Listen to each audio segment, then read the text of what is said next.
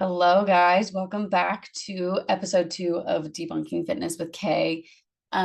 This week, I am talking about a conversation that I think I feel the most passionate about, if we're being fair, which is the calorie conversation. AKA, you hear people saying you need to eat less or you're not eating enough. So let's break that down because that alone is so freaking confusing if we're being honest. Okay, so starting with the um let's start with what's a calorie, what's a macro, because that's like the basis of this whole conversation. So a calorie, 1 calorie is a form of energy. So what a calorie is just energy purely. But all of our food is labeled by calories, aka how much energy is in that food for our bodies whenever we consume it. So for example, a thing of yogurt can be 200 calories. So there is that's the amount of energy that is within a little thing of yogurt. Same with a burger. A burger could be 500 calories. So it has a little bit more energy for our bodies in a burger than a thing of yogurt. Okay. So that's what a calorie is. And that purely is just energy. It says nothing else. There's no nutritional anything about what a calorie is or how many calories. That's all a measurement of just pure energy. So the breakdown of like all those calories and what makes up a thing of yogurt that's 200 calories is the macronutrients or macros. So macro um a macronutrient is there's technically four different categories. So you have your carbohydrates, your protein, your fats, and then alcohol is its own macro, but we'll touch base on that later. Not today. We'll talk about that later. But the three ones that we're focusing on today is carbs, protein, and fat. So a carbohydrate and a protein gram, both of those are the same amount of calories. They both have 4 calories per gram. A gram of fat has more, so it has 9 calories per gram. So fat typically is the higher energy food source, for lack of better words. Anyway, so all of the like vitamins and nutrients and minerals like calcium or zinc or vitamin C, those are all purely like minerals that do not have any caloric value because your body's not breaking them down at all. And that process of breaking food down is what burns calories. And also like all the other things, being alive, all that good stuff. So now that we've got that kind of established of like what a calorie is and what a macronutrient is, let's talk about as human beings how we need those to survive. So um your body runs on energy. That's how you're living. You're blinking, you're breathing, you're talking, you're eating, you're even just like laying there, your heart beating, everything, your muscles moving. All of that requires energy. And it's all on like a very zoomed in scale. Like it's all exercise or just human physiology. How that all works is all just it's very complex. Very cool though. I love human physiology. But anyway, bottom line is that every single thing that your body does requires energy. There's nothing that your body does that does not require energy. Even contracting your muscles to like just literally breathe, your body's contracting and relaxing muscles, and that whole process requires ATP, which is generated from carbs, proteins, and fats. So crazy world. So whenever someone says you're not eating enough or you're eating too much, whatever, that is purely based off of a caloric intake and caloric output. So your body, very personal. Your body is different than my body. Your body is different than your best friend's body. Your body is different than your partner's body. and then your mom's body, and your dad's body, and your child's body. Every single person has a very unique body in the way that they burn calories and how many calories that they need and how many calories that they can consume less of to burn fat or consume more of to gain muscle. Everyone's very unique, which makes this niche and this sentence so negative because it can cause a lot of harm. So I feel like I'm all over the place, but let's jump back to your body is unique. So for me, for example, I'll be the example today. So me being alive requires calories, correct? And so me being alive takes about, I think it's like 1,300. I should do the math, but I believe I did it a couple months ago, but it's about 1,300 calories for me to be alive, okay? And that amount is called your basal metabolic rate. So basically, my body, to maintain everything that I'm doing of just sitting here and breathing and blinking and just like being, takes 1,300 calories to do per day. So like, yeah, just anything that you're doing takes calories, right? Okay, let me reset my brain because now I'm just going to start mumbling and kind of going crazy. Okay, so your basal metabolic rate is the base level of what your body needs to survive. If you dip any lower than that, then your body basically is saying we don't have enough to survive, and we are going into panic mode. We are going into starvation mode. We are absolutely freaking out because we're not getting enough. Okay. So whenever someone says eat less, your basal metabolic rate could be different than my basal metabolic rate. So like if you're a heavier, taller, more muscular person, your basal metabolic rate could be upwards of like 2,000 calories. Okay. And if you're only consuming 1,500 calories because you want to lose weight, but your body's like, bro, we need 2,000 to even survive.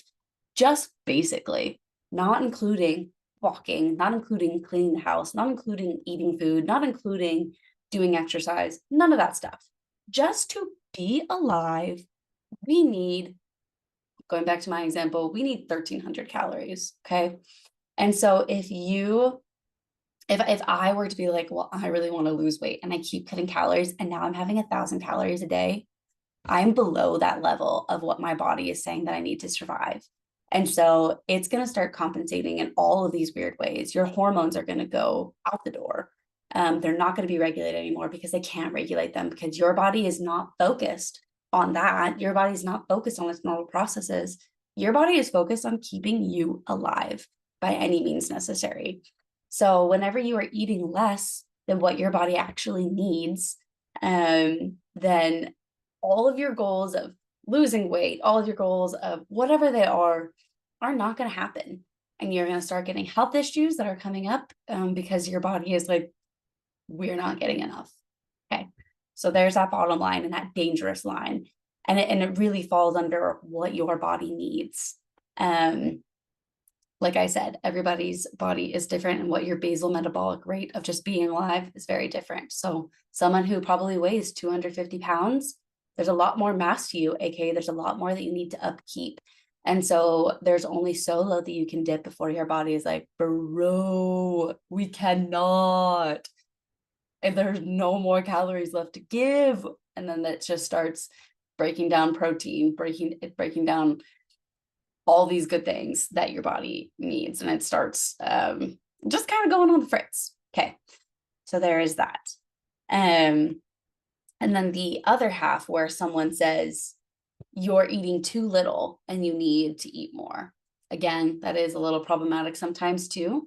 Most of the time I find that that is true with the majority of my clients. They're not eating enough because they've heard all of their lives, you need to eat less, you need to eat less, you need to eat less. If you want to lose weight, you need to eat less. You can only eat less for so long. We'll get into that in a second. So the other half is eating too much.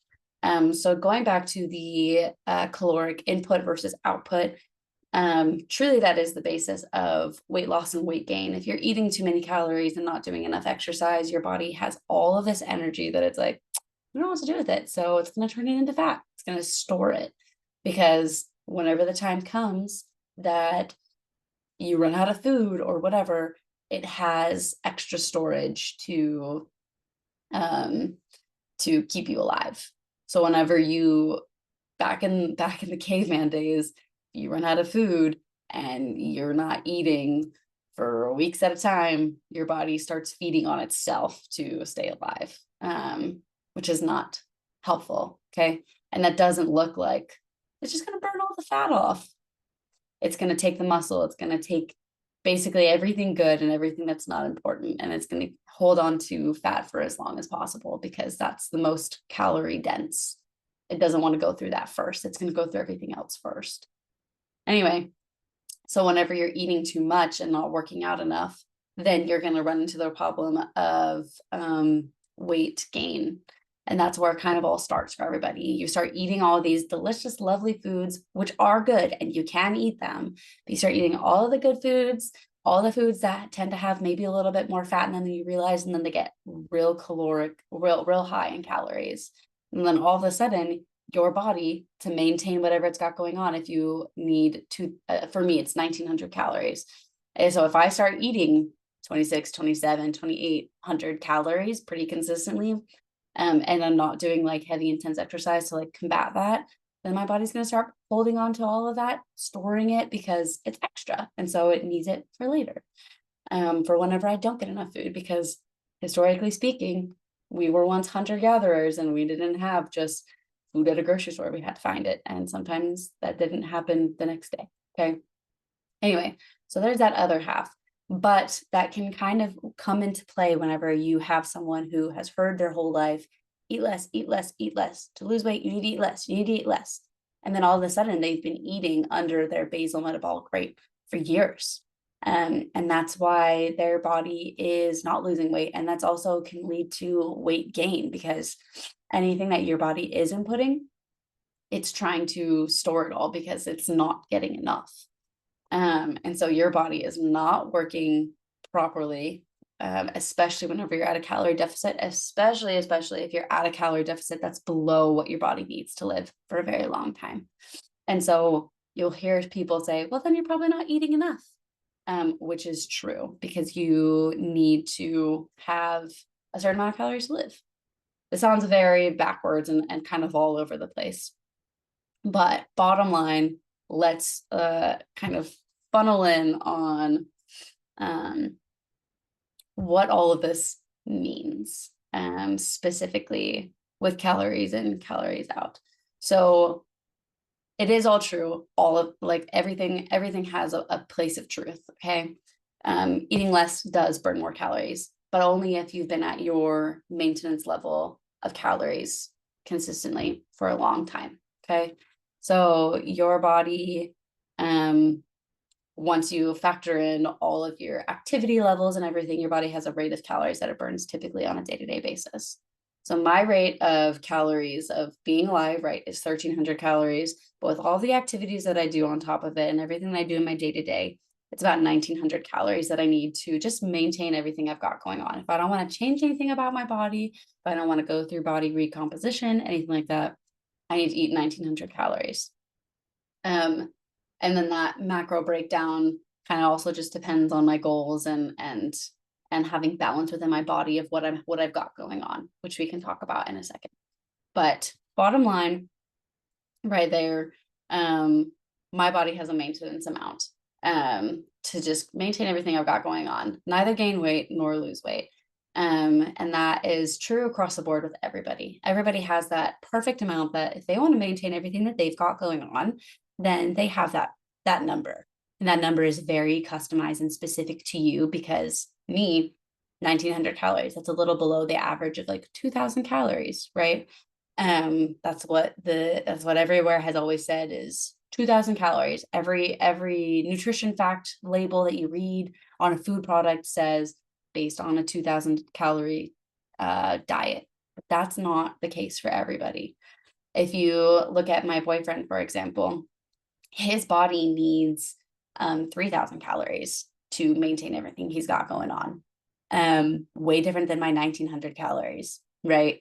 And so if he's eating my diet of 1,900 calories, that's not enough for him to maintain everything he's got going on. So his body is going to be not functioning properly because he's eating less than what he's supposed to be eating.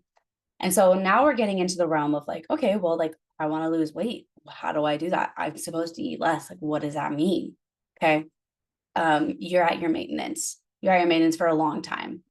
You've never been anything but your maintenance. If you want to lose weight, that deficit, what that looks like is going to be 300 to 500 calories for about 1 to 2 months. And then you got to go back up to what that maintenance is, which will most likely be a new maintenance. So you kind of have to go through waves with your body and to upkeep that weight loss. And the reason for this is because if your body is sitting at a deficit for a very long time, like you could be saying to me, Kirsten, like my basal metabolic rate is 1,200 calories, but I've been eating consistently 1,500 calories. Like, isn't that enough? But to maintain everything you've got going on with all of your activity levels, you probably actually need like 2,000 calories or something like that. And so if you've been sitting at 1,500 calories for months and years and whatever, then that's your body's new normal. That's what it's used to. It's not used to the maintenance to keep everything going on. And that's that point where you're like in starvation mode, which is like a common term, which basically means that it's not enough for your body to thrive, but it's also not enough or not too much for your body to be like, we're not getting enough. It's this weird in between. And so you can only cut it so much to have that weight loss before you start getting into danger zone. So the ideal way to lose that weight is to sit at your maintenance level for like a couple of months and then dip down into your calorie deficit about 300 to 500 calories and then go back up to that new maintenance and continue that wave. Same with weight gain. If you're looking to build muscle mass, okay, same thing there. You want to sit at that maintenance amount, whatever that is for you. And then you're going to go up to your weight gain amount, which is about 300 to 500 calories in the upwards direction.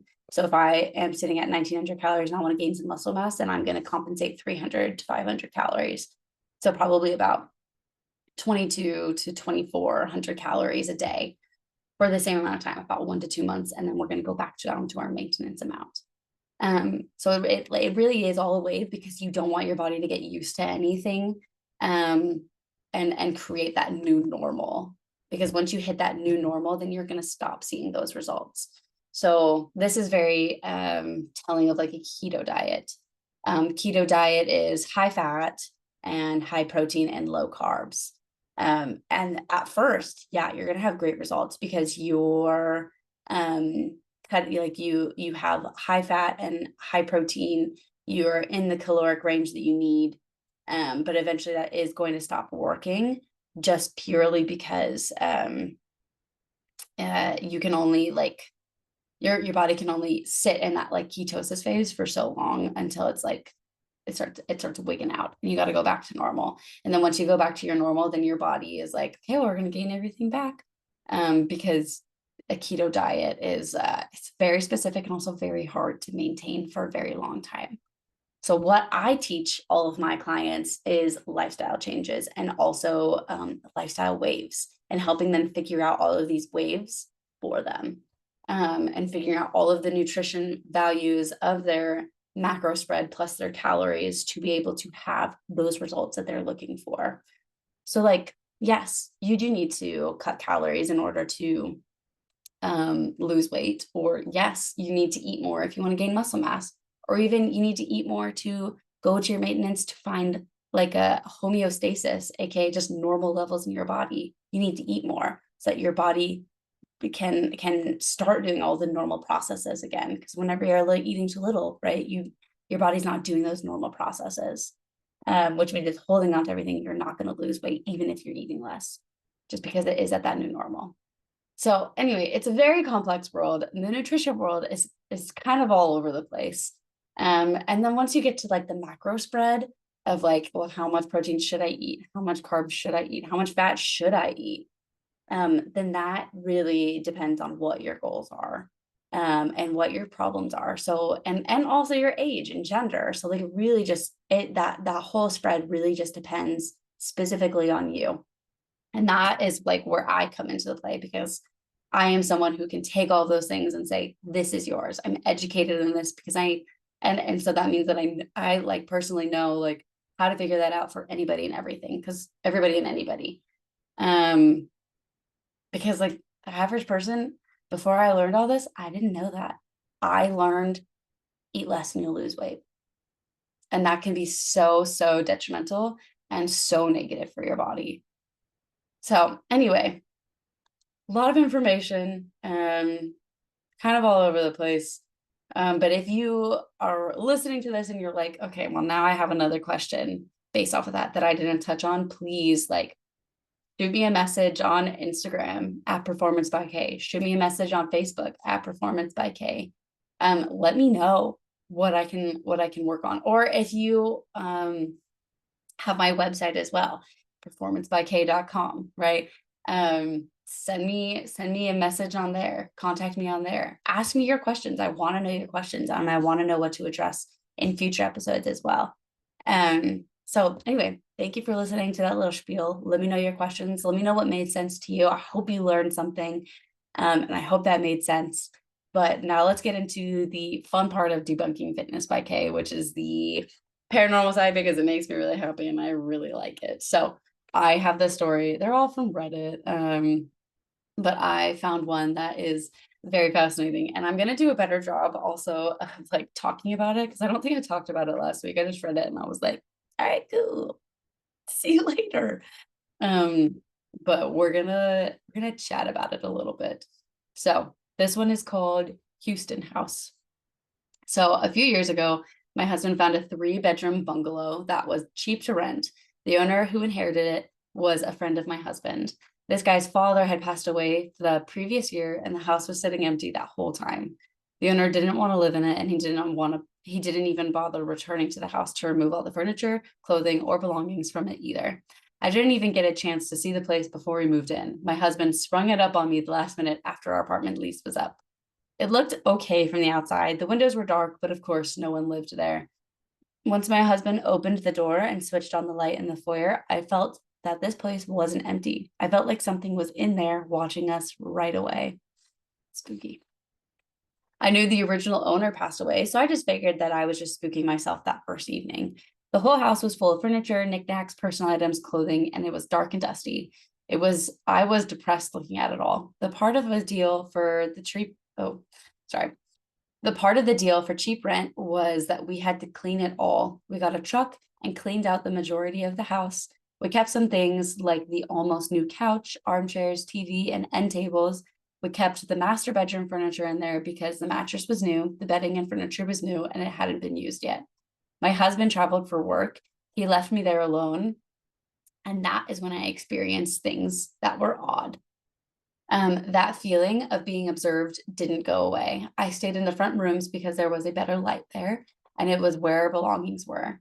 The back part of the bungalow was always dark. The first thing I noticed was scratching sounds in the wall. It's Texas, so it could have been any animal doing that.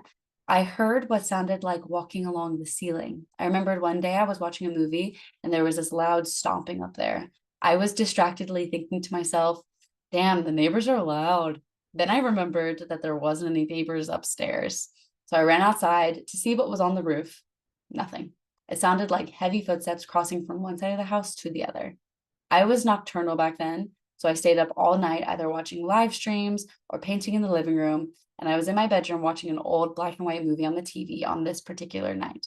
Outside, I could see the pink dawn through the curtains, and that's when I heard knocking.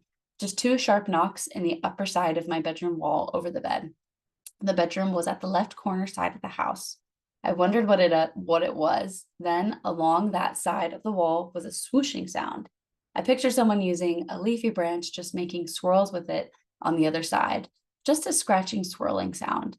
I hopped out of bed to see what the heck it was. It had to be people. So I ran outside and over to the outside of the house, and there was no one.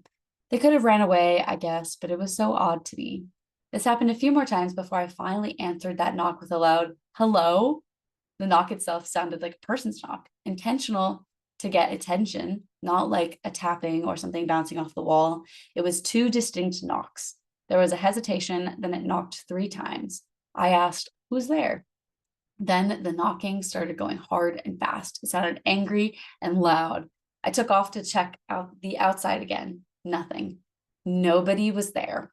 I went back inside to the bedroom. The frantic, loud knocking was now accompanied by that swirling sound, and it moved from the left side of the wall to the ceiling. That scared me. I called my friend, and she told me that I was not supposed to ever answer the knock or go outside for 2 reasons. If it had been a person scaring me, I could have been hurt. And second, whatever that it was, whatever that was, it was bad, and I interacted with it. Okay, whatever it was bad, and I interacted with it. It went on for nearly 30 minutes. I left the bedroom to go sit, shaking on the living room couch while I chatted with my friend. She wouldn't accept any pictures or videos of it either. After that occurrence, I made sure to ignore all noises, just act like everything was okay. The activity died down. We painted the back room, but it didn't seem to make it any brighter. It stayed gloomy. When we attempted to sleep in the master bedroom with the ensuite at the back of the house, neither one of us could sleep. I was facing the bedroom door, and several times when I woke up, the door would be open again. I felt as though someone was staring at us from the kitchen each time. It was also very cold and uncomfortable in there. We moved away after a year. Okay, that's spooky. That is super, super spooky. Um, I honestly have never experienced anything paranormal, let alone anything like that. But I definitely think like your instincts have a role. I feel like if you think that the place is creepy, then yeah, there's probably something creepy in there. And not all spirits are bad. It seems like this one was just like, I don't know, making some clatter or something, but it didn't sound like one that was like intentionally bad. I wouldn't, if I were in this situation, I wouldn't assume that. Just purely based off of the fact of like someone lived there and died there, right? So like it could just be, I don't know. I don't know how anything works, if we're being honest, after death. Like no one knows how anything works. Um, but like maybe their spirit, like a residual spirit, could be there. Maybe their actual spirit could be there. I have no idea. um but I just think it's fascinating, but I personally wouldn't assume that it would be a negative thing. And honestly, like I probably would go outside too. You arm yourself, yeah, you'll be fine. Investigate. I think investigating the supernatural can help a lot. And like there's also a lot of factors in here potentially that could be happening, like an animal could be burrowing in her walls or something, and like just I who knows, doing animal things. I don't know. But it is very fascinating. And also the door opening on its own in the middle of the night. That's never happened to me, but I have heard stories about that. And that is like, that's pretty creepy.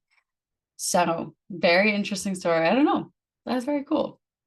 I want something spooky to happen to me. So, cosmos, the spirits, everything out there and above, come down, interact with me. I'm curious. I want an experience, and like a real one. I have kind of like an experience. I'll tell it on here. It's a very quick one. But basically, there's this shop in Arizona that's like it's like a spooky paranormal just like horror store. I forget what it's called, but they have a back room where you can go and look at all this stuff, but it's just a room of haunted objects. um just objects that this store has collected over the years that have been reported to be haunted, and they put them all in this room. And you just go and look at them, like feel the vibes of the room, very heavy. But anyway, my boyfriend and I were standing in that room by ourselves, and we're both just itching for paranormal experiences because we both have never experienced anything, which I know dancing with the devil a little bit, but just curious. And so he says, "Hello, anybody in this room, if you're here, like you're welcome to come home with us, just tag along, go for it." And so I was like, okay, cool, we'll see what happens. Because I believe that you have a lot of power within yourself to control the energy that's around you. And so like I didn't think any harm was coming from it. So anyway, so that happened. And then I think like 2 or 3 weeks later, one time I was driving in my car, and whenever you turn up the air, turn down the air, change the temperature, there's like a display that pops up on my car on like the dash that shows like it'll like pop up and like show that you're turning it down, and then it like goes away. And it's like small in the top corner. But whenever you change it, it like pops up big and shows that you're like changing it and showing what you're changing. So if it's like 72 in there, you can like turn it down to 68 and it like shows you're turning it down. But anyway, I was driving 2 hands on the steering wheel one day, and then all of a sudden I saw the pop-up of like that display like pop up, and I wasn't touching it. And I watched my temperature go from like 72, 71, 70, 69. And I was like, oh, that's a little creepy. And then and I was like, oh gosh. So I like changed it, put it back where it was. And I was just like, okay, whoever's in this car with me, because we took my car to that shop, and I was like, whoever's in this car, like, thank you, I appreciate it. But I'm gonna ask you to leave, because if you're in my car, then I don't know what's gonna happen, and I don't want to get in a car accident. But like, thank you, that's so nice, but you're welcome to leave now. Like, I appreciate it. Never happened since. Never happened. It never happened before that. Hasn't happened since. So a little spooky. I don't know. Very interesting. But anyway, thank you for attending this episode. I hope that the sound quality was much better. I have a very fancy mic that I'm using. But that was Debunking Fitness by Kay, episode 2. Thanks for being here. I appreciate it. And yeah, reach out to me if you guys have any questions. Comment on this episode if you guys have any questions or have any feedback for me. I want to get better and I want to learn. But hope you guys have a great week. And thank you for being here. And enjoy your fitness journeys, everybody. I'm excited to help you improve those over the next couple of years with you guys or whatever. So anyway, see ya.